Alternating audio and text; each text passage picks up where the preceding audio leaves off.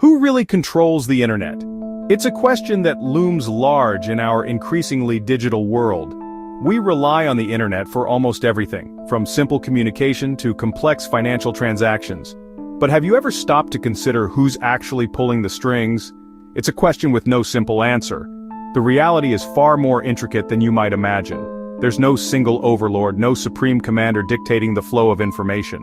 We use it daily for work, learning, accessing a wealth of knowledge at our fingertips and connection, fostering relationships across geographical boundaries, building communities, but its structure is a mystery to most. The internet's architecture is a complex web of interconnected networks, servers, and protocols. The internet isn't owned by any one person, company, or country. It transcends borders and jurisdictions, making it a truly global phenomenon. Instead, it's a shared creation, a web of cooperation, where different entities contribute to its functionality and growth and competition. No single entity controls it. It's more like an ecosystem with many players. Think of it as a digital rainforest, teeming with diverse life forms, each playing a crucial role. Organizations set rules, establishing standards and protocols that govern how data is transmitted and received. Companies build infrastructure, investing billions in data centers, fiber optic cables, and wireless networks, and governments create laws, attempting to regulate online activity, protect citizens, and maintain national security. Each has its own influence, wielding power in different domains, shaping the digital landscape in subtle yet significant ways, shaping the digital world in unique ways. Their actions ripple through the internet, affecting everything from the speed of your connection to the content you see online. Sometimes these forces work together, forging alliances and partnerships to achieve common goals. Sometimes they clash. Competing interests and conflicting ideologies often lead to friction and disputes. This balance keeps the internet running, ensuring its stability and reliability, but also makes it vulnerable to change and control. The constant interplay of these forces creates both opportunities and risks. Our journey will uncover the organizations, the often unseen entities that shape the internet's architecture and governance, tech giants, the powerful corporations that dominate the digital landscape, and governments shaping the internet. We'll examine their policies, regulations, and strategic initiatives. We'll see how messages travel, tracing the path of data packets across continents, who sets the rules, exploring the complex process of standardization and policy making, and who holds the power. We'll delve into the dynamics of influence and control in the digital realm. From quiet architects to tech empires and national laws, each plays a part. Every player, big or small, contributes to the intricate tapestry of the internet. The story of the internet is one of technology, power, and the future of human connection. It's a story that's constantly evolving, with new chapters being written every day. Let's dive in and discover who's really in charge, prepare to unravel the complexities, and gain a deeper understanding of the forces shaping our digital world. At the core of the internet's vast and intricate network lies a complex web of organizations. These entities work tirelessly, often behind the scenes, to ensure the seamless operation of the digital world we rely on every single day. These are the organizations that keep everything running smoothly, maintaining the delicate balance that allows billions of devices to connect and communicate across the globe. They are the unsung heroes of the digital age. First, we have ICANN. ICANN meticulously manages domain names, the human-readable addresses that allow us to easily access websites. They also oversee IP addresses, the unique numerical identifiers assigned to every device connected to the internet.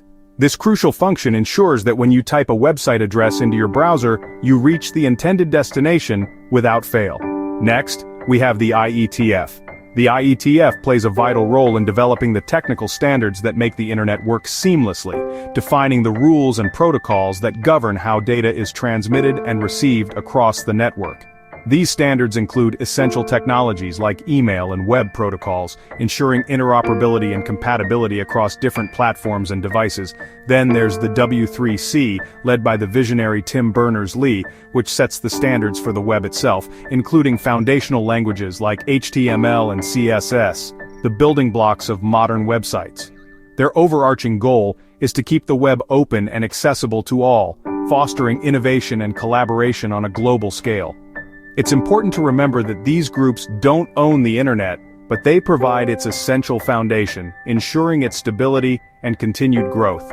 Furthermore, Regional internet registries play a critical role in distributing IP addresses worldwide, managing the allocation of these vital resources across different geographic regions. Their work is highly technical and often invisible to the average user, operating behind the scenes to keep the internet running smoothly. But it is absolutely essential for the internet's continued operation and evolution. They're the architects ensuring the digital world remains unified, functional, and accessible to everyone, regardless of their location or device. Without them, the internet would quickly descend into chaos, plagued by outages, security vulnerabilities, and a fragmented user experience. While organizations set the rules, tech giants like Google, Meta, Amazon, and Microsoft shape our online experience. Google's search engine decides what information we see. Amazon's cloud services power much of the web's infrastructure. Meta's platforms like Facebook and Instagram influence how billions communicate and what content spreads. These companies don't own the internet, but their platforms dominate our digital lives. Their decisions on algorithms and data shape society and culture. Their power brings innovation, but also raises concerns about privacy, competition, and control. They are the new titans, shaping the internet's landscape every day. The internet isn't just a virtual space where information flows freely. It's not just about websites and social media. It's built on a vast and complex network of physical infrastructure that spans the globe.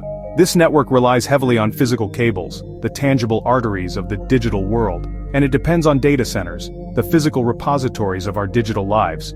Submarine cables, carefully laid across the ocean floors, form the backbone of international communication. These cables carry over 99% of all international data, connecting continents and enabling global commerce. Recognizing their importance, tech giants now invest billions of dollars in building and maintaining their own private cable networks, giving them more direct control over this critical infrastructure and its performance. However, a single cable break, whether accidental or intentional, can severely disrupt connectivity, causing widespread outages for entire regions and impacting millions of users. Then there are data centers.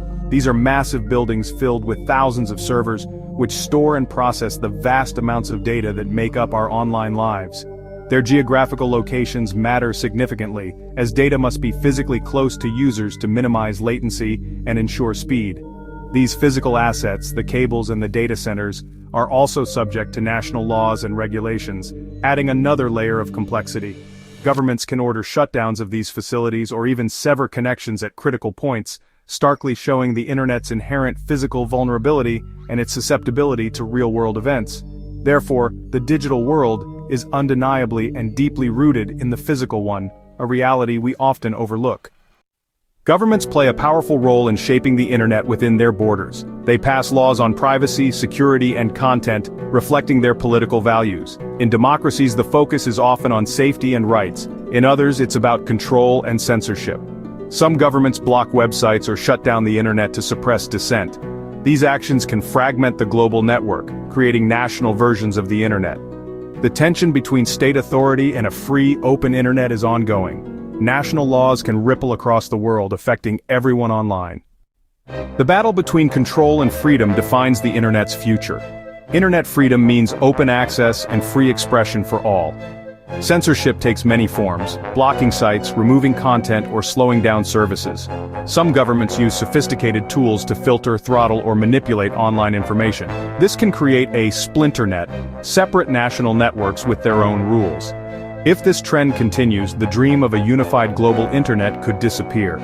We risk losing the open exchange of ideas and global collaboration. The struggle over digital freedom is constant and evolving. The outcome will shape how we connect and communicate worldwide. So, who controls the internet? It's a complex mix of organizations, tech giants, governments, and us, the users. Our choices and demands shape the internet's future. We must hold corporations accountable and defend digital rights. We must push back against censorship and support open access. The decisions we make today will define the internet for generations. The internet is humanity's greatest collaborative project, built on openness and cooperation. Its future depends on our participation and vigilance. We all share responsibility for its direction. The internet reflects our world, its creativity, conflicts, and potential. Its story is still being written, and we all have a part to play.